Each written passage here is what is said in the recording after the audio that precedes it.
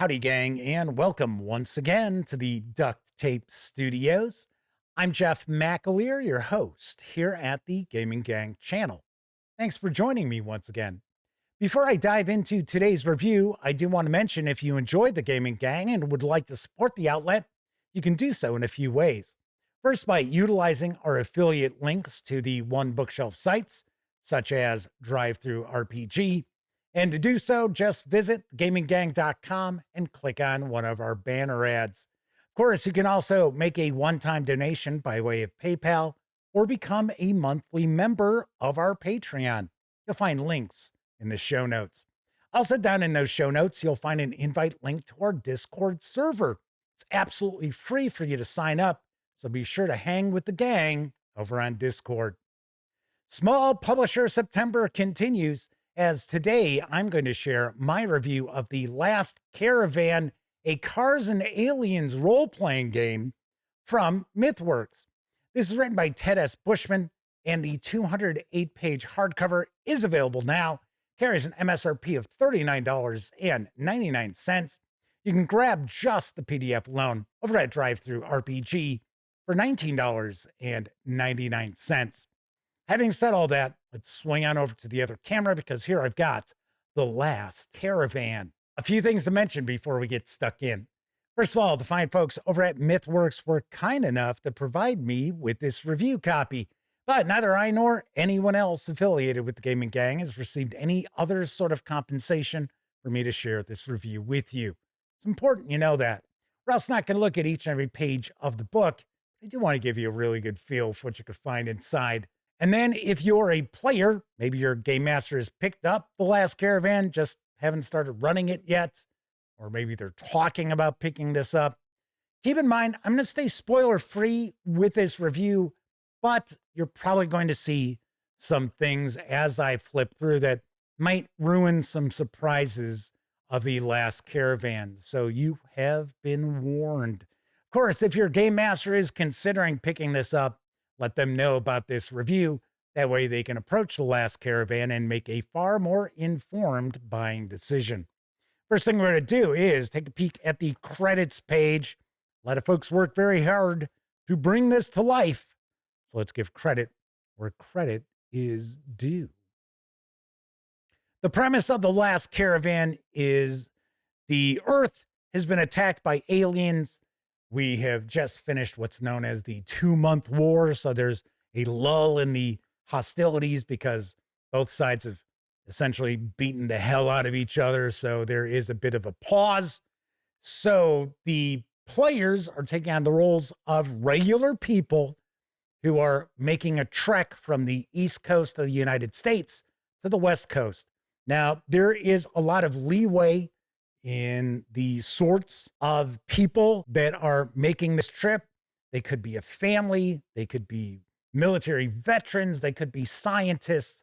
They might be going to the West Coast for a safe haven from the aliens. They might be trying to deliver something that is going to turn the tide of the battle against the aliens, or maybe they're just trying to re-enlist with the remaining military forces of the United States.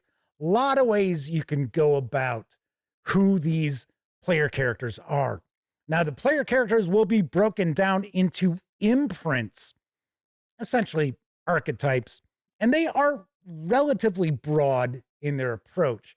Now, I want to make sure that you're very aware The Last Caravan is a role-playing game that is concerned with the journey of these individuals, as well as the relationships of these player characters, both in times of hardship and in times of triumph. This is not a rules-heavy role-playing game by any stretch of the imagination. In fact, it's one of the lightest rule sets that I have encountered in quite some time. But that's not a knock on The Last Caravan. In fact, I got to say, this role-playing game has a laser focus in what it is looking to achieve. And it is not a game that's full of combat against the alien invaders and fighting them back. In fact, The caravan might find themselves allied with aliens during their journey. Once again, not going to spoil things, but that is a possibility. So, give you an example of these imprints. We have the Stargazer, who is a curious researcher and scientist. So, as a Stargazer, you will gain heroism when you experiment with alien technology you don't fully understand, analyze a situation through a scientific lens, or teach another traveler about something complicated. Heroism is a currency that can be spent to improve the position of the player characters. Simple enough. Each player character is also going to have starting gambits. We have do science, harmonize with alien stuff, rig and repair stuff. There are 11 main gambits, and they are very broad. They are very abstract. And different imprints will have access to different gambits. Essentially, what we're looking at is these imprints are kind of the character role in the caravan. So we've got the bruiser, who is, really the tough individual, the person who's going to take on the physical challenges which may arise. The Stargazer is somebody who's more of a scientist, who's looking to maybe help the caravan by way of their knowledge and their experience with the alien stuff that's out there. We have special abilities as well, which will be key to what makes these imprints unique. As far as the mechanics of the game, they pretty much boil down to using 6-sided dice, and you will have the gambits that the player characters have as their starting gambits. And essentially, this means 2 dice. So each pip represents a die. So here's our example. Take 2 dice. You're looking to achieve something, drive a car, rig and repair stuff. Let's say the wrench is trying to repair something. They're going to roll 2 6-sided dice. You're going to take the highest roll of the 2. We've got a 4 and a 3. A 4 is a success, but so a 6 is a success. A 4 or a 5 is a success, but there's some complication. And then 1 through 3 is trouble. Easy peasy, super simple to wrap your head around as far as this goes. And this is the mechanic that's utilized for everything. Maybe something goes wrong. Maybe there's trouble and it causes harm. Each of the player characters will have 8 points of harm. The first 4 they take really doesn't have any effect on them. But then once they take their 5th point of harm, things start going downhill. They will find themselves less effective in what they're trying to do. We have a couple of imprints that are a bit different. We have the innocent, and we also have the good boy. So yes, in the Last Caravan, if you want to take on the role of a faithful, loyal dog, you certainly can as a good boy. Your vehicle will be sort of a character in the Last Caravan also. I got to say, I was super impressed by the Last Caravan. As I mentioned, it has a laser focus what it's looking to achieve. This is not a role-playing game that's all about years-long campaigns or anything like that. There is a game loop to the Last Caravan, which essentially is travel. And then we have detours. So we have things that are taking place, events, set pieces, things along those lines. And then we will have upkeep, where you'll end up spending fuel points or ration points and things along those lines. You're going to consume your supplies, essentially. You might actually have situations where you're making your presence more known to the aliens. So you may have aliens on your tail. So then we're going to get into cars, passengers, and stuff. And then the second half of the book is really aimed for the game master. It is not for the player's eyes, because it's going to give us a breakdown of this 2-month war. And because the player characters are just regular people for the most part, they don't have the full story on what's been going on. They're only aware of what's taken place locally because civilization has essentially fallen apart in the wake of this catastrophic alien invasion. So we're going to get background about that. And then we will get into the section known as the Atlas, which is going to be a bunch of information for the game master as far as human factions, alien factions, things that will take place. I got to say, the journey itself is the main point of the Last Caravan. It's not necessarily the final resolution when the caravan makes its way to the location that they're trying to find out on the West Coast, or they're trying to get to. The journey is the thing. And we'll actually get breakdowns of each of the areas that the player characters are going to be traveling through, as well as various different weird goings on that they might encounter.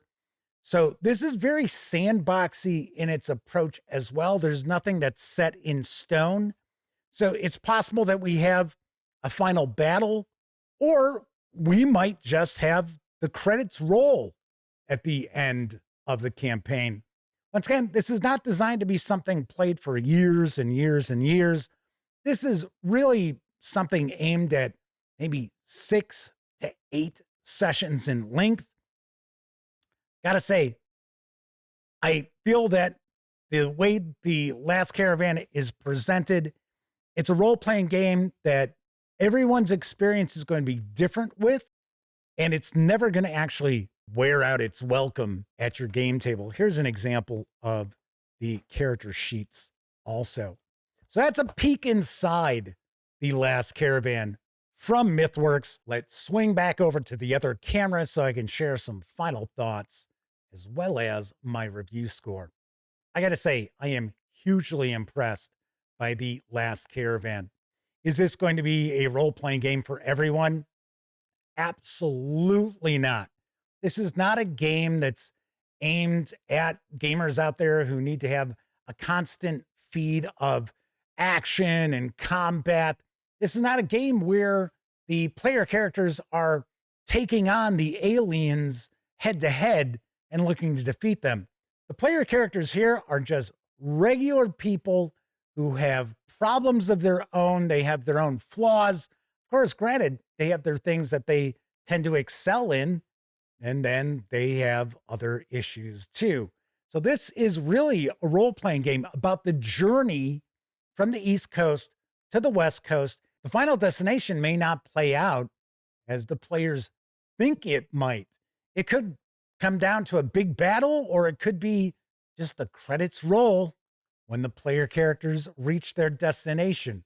Gotta say, I love the sandbox approach to the Last Caravan. Everyone's journey is going to be different.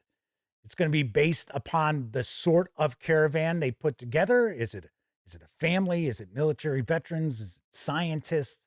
As well as the various different encounters they have along the way. This is a game that is really interested in delving into the human experience if the player characters actually faced these sorts of challenges. It's not a game where the player characters are going to fight and win every time they have a challenge come up. And in fact, if they try to take that approach, their journey is going to end very, very quickly.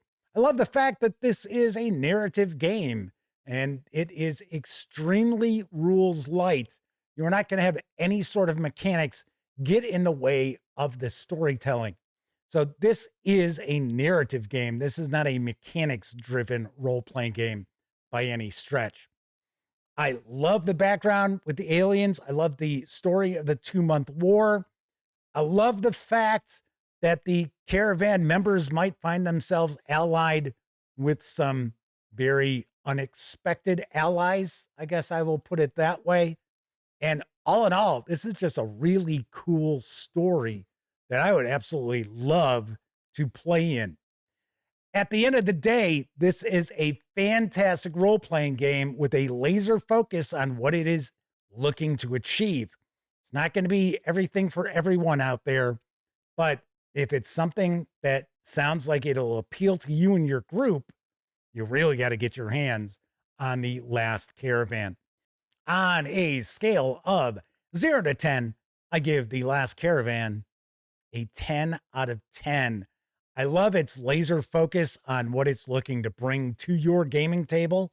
And it's not going to be for everyone, but you already know just from what I've told you about the game, if it's probably going to be for your group and yourself. But I absolutely love The Last Caravan. All right, that is it for this time out. If you like the video, by all means, please give it a quick thumbs up. Subscribe to the Gaming Gang channel if you haven't already. And if you do subscribe, don't forget, ring that bell. It'll not only let you know when I share videos such as this review, it'll also inform you when my live stream, the Gaming Gang Dispatch, airs Tuesday, Wednesday, and Thursday evenings right here on YouTube at 7 p.m. Central. Of course, when you're not watching videos on the Gaming Gang channel, be sure to visit thegaminggang.com for the latest in tabletop gaming news, reviews, and a whole lot more you are not going to find here on YouTube. You know the drill. Get your geek on at thegaminggang.com. Thank you very much for watching. Once again, I'm Jeff McAleer, and until I see you next time, I certainly hope all of you get to enjoy plenty of great gaming with your gang.